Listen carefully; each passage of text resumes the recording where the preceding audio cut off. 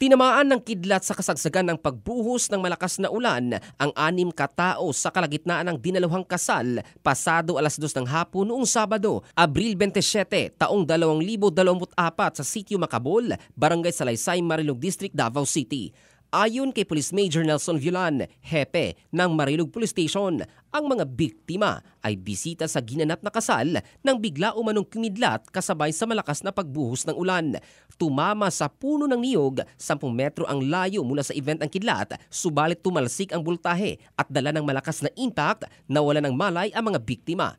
Kinilala ang mga ito na sina Annabel Mendoza, 48 anyos na taga-barangay Miocan, Arakan, Cotabato, Albert Pagayaw, 17 anyos, Chino Pagalan, 8 anyos, Ernesto Pahulayan, 42, Marly Mantiquilla, 34 anyos at isang Giselle Camparan Bayo, 18 anyos na pawang mga residente ng Barangay Suawan.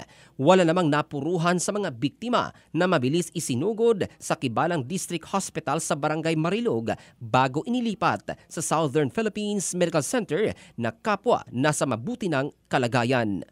Ito si Jofel Candado in the heart of changing lives ng Brigada News Philippines, the Music and News Authority.